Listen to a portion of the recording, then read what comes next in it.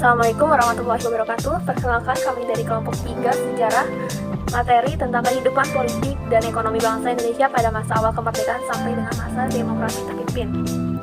Maklumat pemerintah tentang pembentukan partai politik dan perubahan bentuk kabinet. Materi terdapat dua, yaitu sistem demokrasi parlementer dan sistem demokrasi terpimpin. Maklumat 3 November 1945. Maklumat 3 November 1945 adalah maklumat yang mendorong pembentukan partai-partai politik sebagai bagian dari demokrasi. Maklumat ini dikeluarkan untuk persiapan rencana penyelenggaraan pemilu 1946. Maklumat 3 November 1945 dapat disebut sebagai tonggak awal demokrasi Indonesia. Dengan maklumat ini, pemerintah berharap supaya partai politik dapat terbentuk sebelum penyelenggaraan pemilu anggota Badan Perwakilan Rakyat pada Januari 1946. Maklumat ini juga melegitimasi partai politik yang telah terbentuk sebelumnya sejak zaman Belanda dan Jepang serta terus mendorong lahirnya partai politik baru. Akan tetapi, proses pemantapan demokrasi Indonesia yang baru lahir melalui rencana penyelenggaraan pemilu 1946 itu tidak bisa diwujudkan. Hal ini disebabkan bangsa Indonesia fokus pada perjuangan mempertahankan kemerdekaan akibat kedatangan pasukan militer sekutu. Saat itu pemilu bukan lagi prioritas.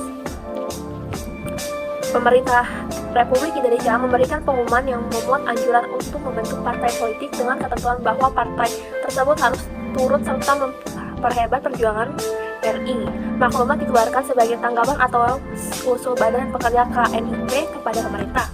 Maklumat ini diumumkan di Jakarta oleh Wakil Presiden Muhammad Hatta. Maklumat 3 November menjadi peraturan utama yang mengatur partai politik di Indonesia selama 14 tahun sebelum dicabut oleh penetapan Presiden nomor 7 tahun 1959 tentang syarat-syarat dan penyederhanaan kepercayaan yang dikeluarkan oleh Presiden Soekarno pada tanggal 31 Desember 1959. Sistem demokrasi parlementer.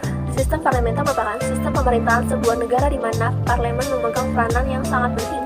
Parlemen memiliki kekuatan yang sangat besar sebagai badan perwakilan dan lembaga legislatif. Ciri-ciri demokrasi parlementer: 1. Materi-materi bertanggung jawab kepada DPR. 2. Kekuasaan legislatif di atas kekuasaan eksklusif. 3. Presiden atau raja sebagai kepala negara hanya merupakan simbol belaka. 4. DPR bisa menjatuhkan akibat kabinet dengan mosi tidak percaya.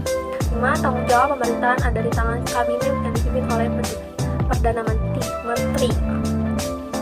Kelebihan dan kekurangan sistem demokrasi parlementer. Kelebihannya: 1. Menteri dalam kabinet dipilih berdasarkan suara terbanyak di parlemen. Parlemen sendiri merupakan lembaga legislatif yang anggotanya dipilih langsung oleh rakyat. Hal ini memberi anggapan bahwa kabinet tersebut dapat mewakili suara rakyat dalam pemerintahan. 2. Eksklusif dan legislatif yang berasal dari satu partai atau koalisasi membuat proses pembuatan kebijakan menjadi lebih cepat. 3.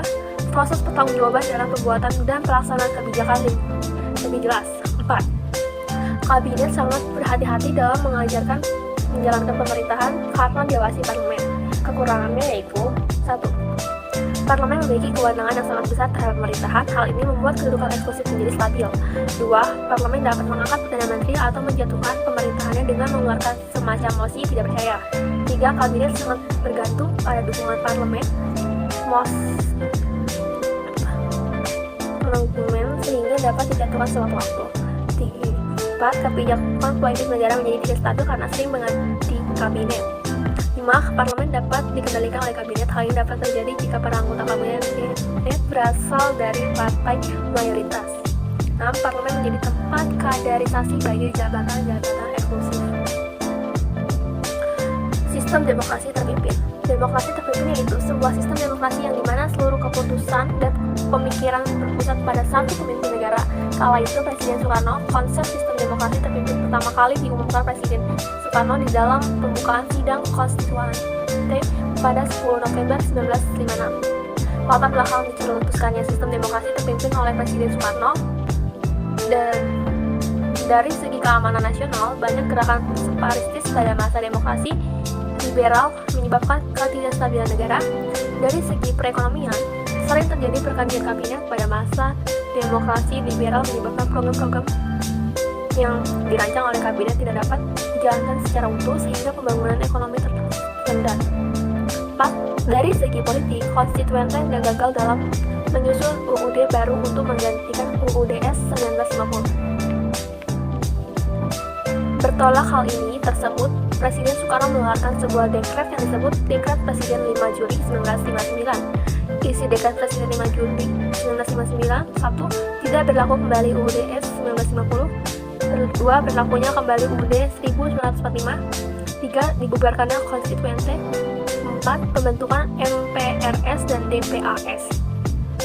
Partai Komunis Indonesia atau PKI menyambut demokrasi terpimpin Soekarno dengan hangat dan anggapan bahwa Soekarno mempunyai mandat untuk mengakomodasi persekutuan konsepsi yang sedang marak di Indonesia kala itu, yaitu antara ideologi nasionalisme, agama, dan komunisme yang dinamakan Nakasom. Ciri-ciri sistem demokrasi: 1. Adanya lembaga perwakilan rakyat. 2. Kedudukan presiden sebagai kepala pemerintah dan kepala negara. 3. Kekuasaan presiden tidak terbatas. 4. Dibentuk proses Sakom. 5. Menyederhanakan partai. 6. Peran serta ABRI dalam politik. 7. Kebebasan pers dilarang. 8. Berlaku politik bagi luar. Sekian, terima kasih.